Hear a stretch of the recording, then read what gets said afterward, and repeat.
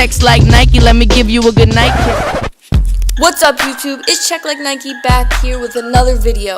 However, today I am bringing my very first video of my newest segment called What If.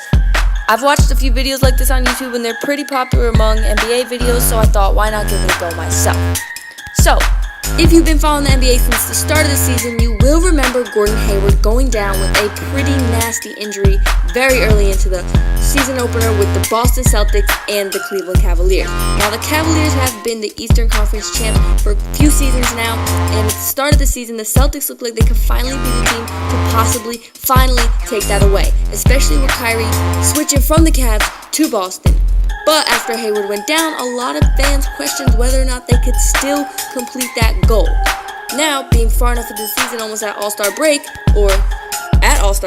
we can see that the Celtics don't really need Hayward to be a contender for the Cavaliers. In fact, if you watched my NBA prediction video, you know that I chose the Celtics to go to the finals against the Warriors. So, that being said, it always makes me wonder, what would happen if Hayward never even got injured in the first place? The Celtics are doing amazing without him, and like everyone expected, they would be doing even better with him. So besides that one three-pointer he hit for the Celtics, I'd say most of what we've seen lately from Hayward was as a Utah Jazz player. So Hayward is a small forward in the league, but being that he's injured, Jayson Tatum, the rookie on the Celtics, has got a lot more playing time. But just because he's a good player doesn't mean that he necessarily is filling the shoes that Hayward could have potentially filled himself. Also, there would be a lot more bench utilization and a lot more points and scoring and other aspects of Tatum's game coming off the bench if we still had Hayward as a starter. So, let's take a look at the stats and compare. Now, there's no telling whether or not the Celtics playing for a different team would have had any sort of impact on Hayward as opposed to playing in Utah, but this is the best we have to work with because he didn't play for the Celtics nearly enough for us to make a judgment call based on how he would play at TD Garden or with the teammates that he would have this season. So, starting forward Jayson Tatum, who has started all 58 of his games played this season as a rookie, is averaging 31 minutes. However, his points per game are 13.6.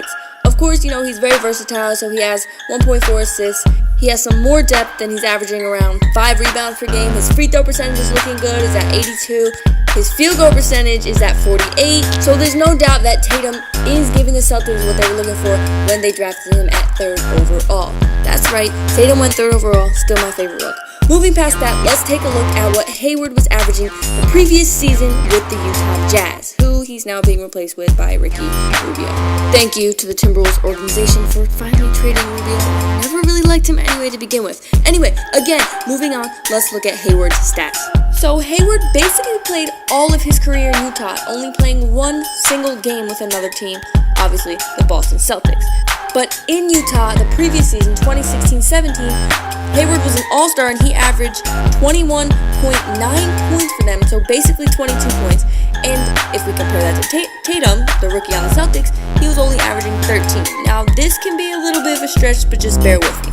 So the Celtics are averaging, as a team, around 101 points per game.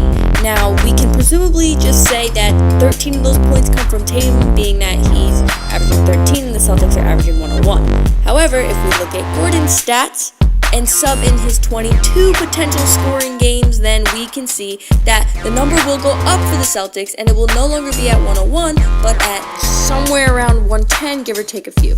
So this is obviously just a rough average with some simple math put in here and there.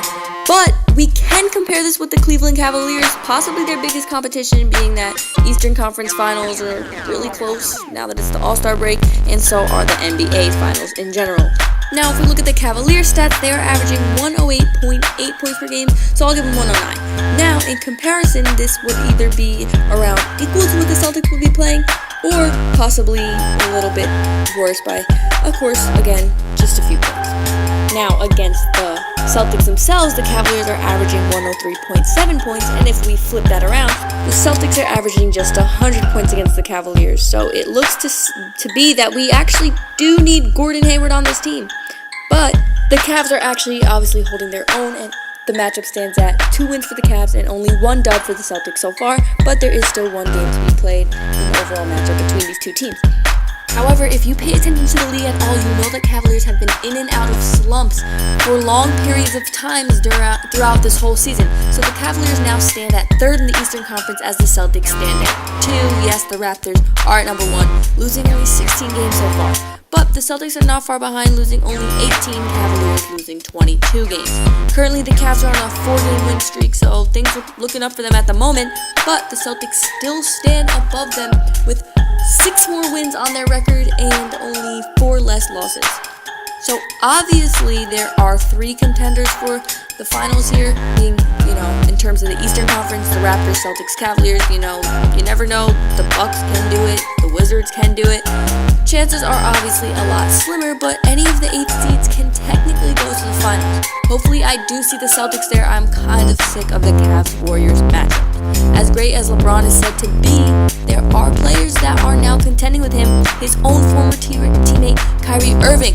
So overall, if Gordon Hayward wasn't injured, perhaps the Celtics would be even better than they already are, and we would probably 110% see them in the finals playing the Warriors. So let me know what you think in the comments below. Do you think the Celtics would be just about the same with Hayward?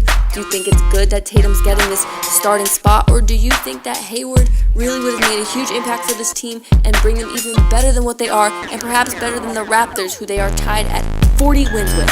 So just let me know what you think in the comments below. As always, like, comment, subscribe for some more NBA reactions, edits, and I guess now what ifs. Thanks for all the support. Niky out.